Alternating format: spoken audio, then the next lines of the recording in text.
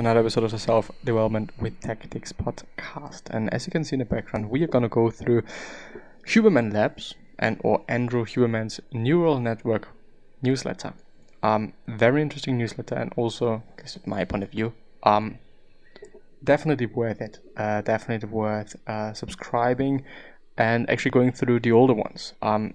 We are having ones from, the oldest one is December 2021, and the newest one is June 2022, and so there is one every single month. Oh, I'm sorry, September 2021 is the oldest one. So we are already having a few, and I already went through a few, and it's always been actually a pretty big pleasure, because it's such great information. Depends on, well, if you're interested at it, or in it, then it is good information. If you just really do not give a shit about it, then it is actually quite not. You wouldn't be able to do anything with it. But yeah, deliberate heat exposure protocols for health and performance. Safety considerations. When done correctly, heat exposure offers tremendous benefits. However, it is extremely dangerous to use temperatures that are too hot. So what is too hot? That will depend, but in general, pregnant women and children younger than 16 should not sauna. Start slow, using cooler temperatures that don't significantly increase the heart rate. Hyperthermia, abnormally high body temperature, and dehydration are always possible, so proceed with caution. Also for men trying to conceive children, please know that repeated deliberate high heat exposure can reduce sperm count. Also one of the reasons why having seat heating, if this is called like this, I don't actually know, is not that good for men trying to have children or willing to have children in the future. There are many ways to access controlled deliberate exposure to heat, including dry saunas, steam saunas, hot tubs, and hot showers, or by simply increasing body temperature by wearing warm layers of clothes during a brief jog. Pick whatever method or methods you can routinely work into your schedule and that match your budget. Note, recently the use of infrared saunas has become popular.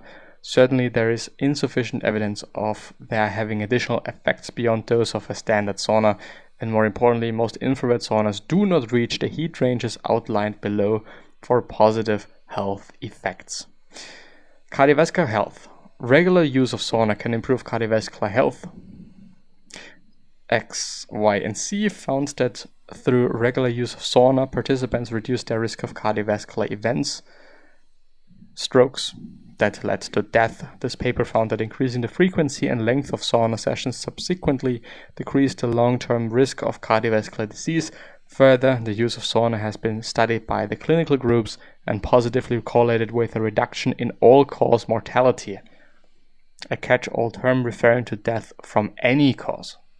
Heat will trigger some of the same mechanisms in the brain and body as if you were physically engaged in cardiovascular exercise, while in the sauna, heart rate and blood flow increase and blood vessels will vasodilate, so expand, as your body works to cool down in order to regulate body temperature. I have been in a sauna, actually only I think 2 times, and I am more the cold exposure guy, I would say. But yeah. Protocol number 1, sauna for cardiovascular health. In order to use sauna to benefit cardiovascular health, try the following protocol. Heat the sauna to temperature in the range of 800 to 100 degrees Celsius or 176 to 212 Fahrenheit. Note, your personal heat tolerance should determine the actual temperature. Try to stay in a sauna anywhere from 5 to 20 minutes per session and repeat the use of the sauna from 2 to 3 times per week or as often as 7 times per week. More often does appear to be better with respect to cardiovascular health. Improved mood. Saunas have traditional roots in Scandinavian cultures. For centuries, many who regularly use sauna have noticed a correlation between their sauna use and improved mood. The body responds to heat with the release of endorphins and dynorphins. In the brain, the endorphins at first cause discomfort and agitation, but biochemically set the stage for endorphins,